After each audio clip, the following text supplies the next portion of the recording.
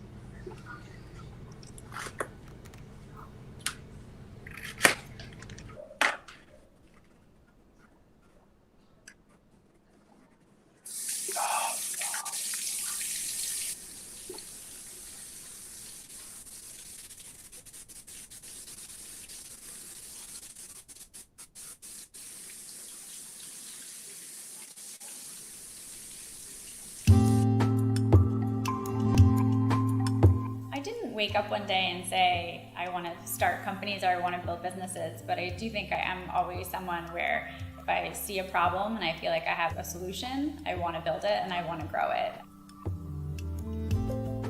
Mir is a nearly invisible interactive home gym that allows you to stream live and on-demand workouts in your home. So I actually almost built the company backwards. Instead of like most hardware companies or software companies where you build the technology and then you make the experience kind of after the technology works, we went the other way. So we built a prototype that was really non-functional, but had the content and the experience. And then from there, raised our first round of funding and started to hire my team. We spent 2 years in stealth mode where really no one saw the Mir. We were building it in secret. And so when we launched it on the main stage at TechCrunch, which is a big technology conference in San Francisco, there was a bit of fear, like, will people understand what we've built? Will they like it? And then I remember sitting there and watching the first sales come in, and one of our investors called and said, I stayed up all night to be the first sale. Was I the first sale? And I said, no, actually you weren't. 3 or 4 people bought the Mir before you. And we realized we were really onto something. And then from there, it really just has snowballed.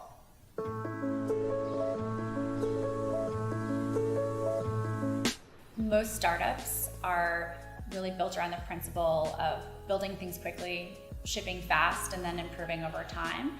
And Mir really is not like that. We believe that the difference between 99% and 100% is important, and that better is in fact better. And I think those are lessons that I really did learn as a dancer, where you wake up each day and you're perfecting, one small finger or one small toe. And so that attention to detail and that drive for excellence, I think I've carried with me, and it has served us well at Mir. Dance is an unusual sport in that you don't win or lose, but every day you wake up and you try to be just a little bit better than the day before. And I found a lot of joy really in the process, the journey of learning a new skill or getting stronger or seeing that change. And that was something that I really wanted to pass on to my member base. I developed the idea for Mir and raised my first round of financing when I was 9 months pregnant. I signed the docs for my first round of financing from the hospital the day my son was born, and then went to work at my very first office with my very first employee about 2 weeks later. So it was definitely a strange beginning to a business, but I do think when you really know what you're building and why you're building it, it's really important that you power ahead. I sort of went to Aritzia and bought a large black dress and a large black jacket, and every few weeks into my pregnancy I would buy a larger black dress and a larger black jacket. You're not super confident going into a room realizing that you're already sort of going up against challenging odds when you don't also feel comfortable in your body. But I think in many ways it was really important for me to spend that time not feeling comfortable in my body, having spent so many years as a dancer where my body was such a strength and an empowering tool for me, because I think it really helped me to feel personally how important the Mir is. Fitness and confidence in your own skin really is the foundation for a good life.